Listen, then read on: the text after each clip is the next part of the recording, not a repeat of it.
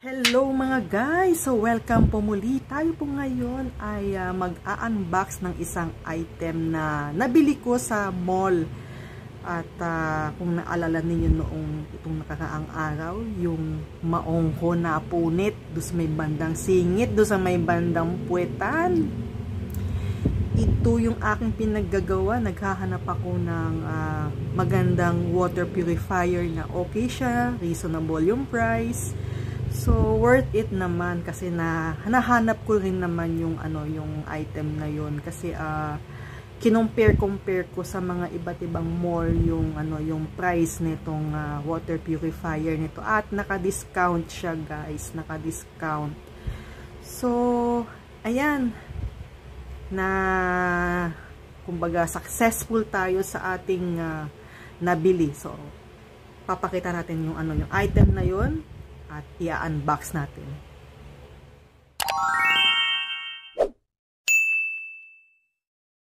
So ito guys yung aking nabili.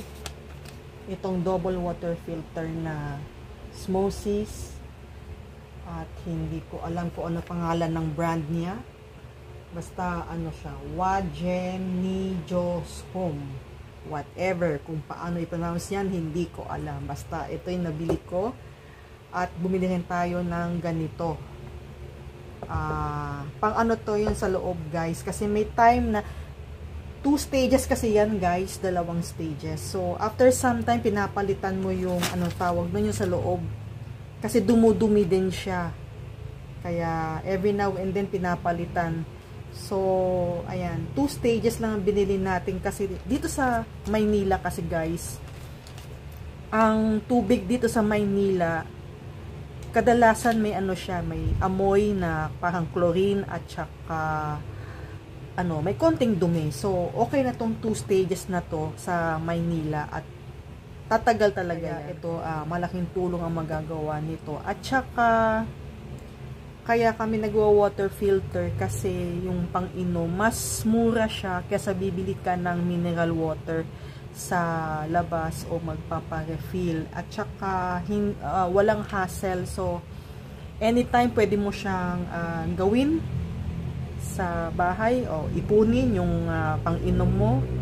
So yan. So ito na nga, unbox natin. So by the way, bago ko i-unbox, so ang halaga nito ay nasa 2,321. Tapos ito nasa 400 ito. So, simulan natin yung ating unboxing. Naka-discount tayo dito ng 20% ba? Ano ba original price nito? Ang sabi dito, ano ba? Ano ba original price nito? Hindi nabanggit ito original price pero naka-discount tayo ng ng 20%. Sabi. So, hindi naka-indicate dito yung original price. Pero baka nandito sa may baka meron dito yung sticker. Tingnan natin guys.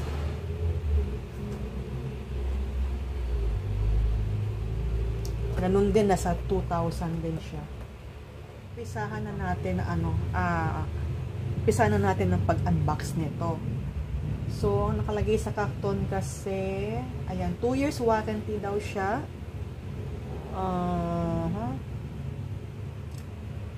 So kailangan nasa 5 Celsius to 37 Celsius ang temperature niya.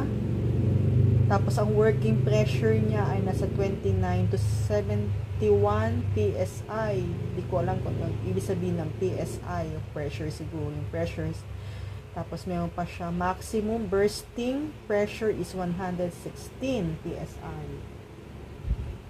So, ayan guys, meron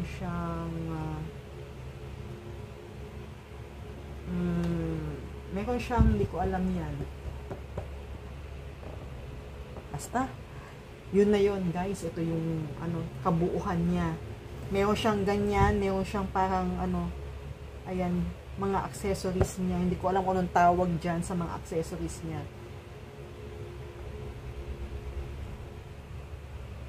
Sabi niya may free filter cartridges. Tapos compact size, easy to install, less maintenance, fits most faucet, no electricity needed. So sige, buksan na natin guys itong 2 stages na water purifier. Pinabuksan na natin sa sales lady ito para malaman natin kung ano yung mga nasa loob, kung kumpleto siya at kung ayos siya, hindi siya basag. Kasi yan, para malaman natin kung pwede siyang palitan or yun, may warranty din siyang 2 taon. 7 days replacement. Tapos 2 years warranty. Basta yung resibo nakatago siya or naka-photocopy or naka-cellphone na yung photo cellphone na yun, tawag doon, capture. So yan. So ayan, binuksan na natin. Ayan ang loob, guys. Ayan ang loob niya. So ayan siya. Ilalabas natin na maingat ito. Naka-plastic siya. So ang bigat, guys. So ingat tayo, baka mabasag kasi mahirap na. So bubuksan natin na to. Bubuksan natin lang unti-unti. Ang bigat kasi, ang bigat. Ayan. So ayan siya, guys, yung 2 stages. So buksan natin siya, naka-plastic pa siya. Yan ang itsura niya.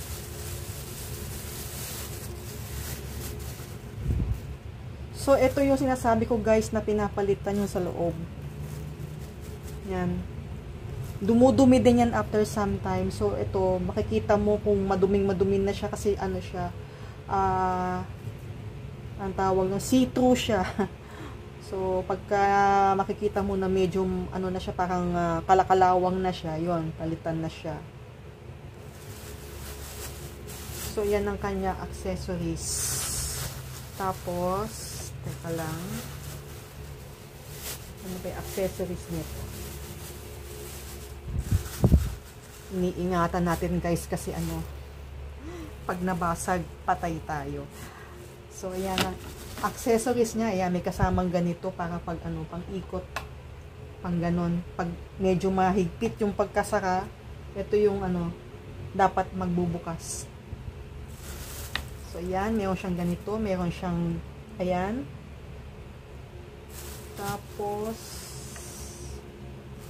meron din siyang warranty card. Warranty card. At nasaan yung kanyang gripo? So, ayan, guys, may gripo. Ng gripo niya? Ito. Ayan, kasama din to nung ilalagay sa gripo. So, ayan. Ayun naman itong maliit na ito. So pakita natin yung yung itsura niya. So ito ay cartridge or filter nung 2 stages na water purifier. So ayan, tinuturuan ka kung paano mo gagawin yung pagpalit ng filter. So ayan ang step by step by step. So ayan. Ang itsura niya, unbox na natin. Para siyang toilet paper, guys. Para siyang toilet paper. So, kailangan ito, kapag papalitan mo, alisin mo tong plastic para gumana siya. Kasi kung hindi mo aalisin yung plastic, hindi siya gagana, guys. Kailangan buksan mo siya. Kasi minsan, yung iba daw, nakakalimutan nilang alisin yung plastic. Nagtataka sila bakit daw hindi gumagana yung kanilang water purifier. Yung pala, hindi daw nakaalis yung plastic, yung balot niya. So, kailangan alisin yung balot para ilagay dun sa. So, yun guys, ang aking unboxing. So, nag-unbox tayo ng water purifier at saka ceramic filter cartridge. So, malaking bagay sa amin ito. Kasi yung luma naming water purifier, umabot siya ng 20 years namin nagamit. So talagang malaking bagay at malaking tipid siya kasi sa loob ng 20 years. Tapos nakailang palit lang kami ng cartridge kasi hindi nga gaano kadumihan ng tubig sa Maynila. So, yan kasi, kapag papalitan mo ng cartridge, kailangan yung parang kulay kalawang na. So, medyo matagal-tagal. Though, ang sinabi sa akin, kailangan after 3 months palit na agad. So, yun.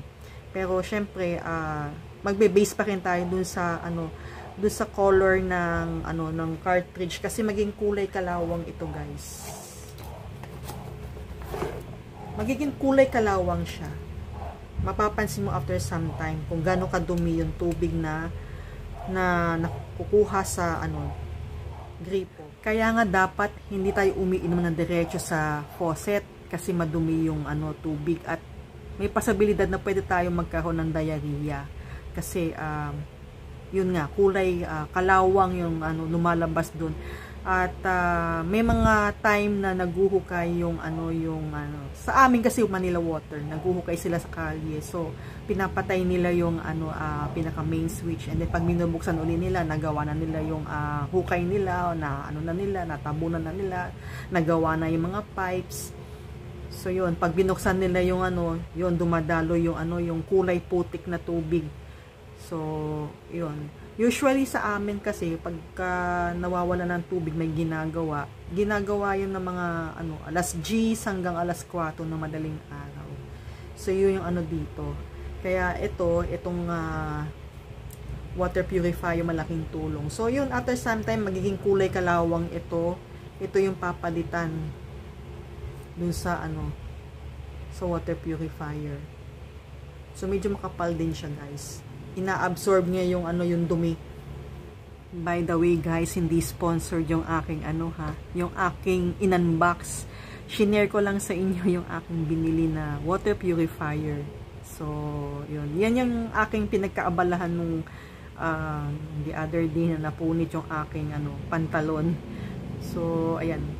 Worth naman. So, ayan, nakahanap tayo ng gagawa ng ating gripo din dahil nasira na yung gripo namin dun sa kusina, kaya papalitan na rin yung buo kasama na rin yung water purifier, kaya ako napabili ng ganyan, as in buo yung pati yung tubo, yung gripo kasi na na tumutulo na, guys, may kalawang na yung yung tubo, tapos yung water purifier may kalumaan na.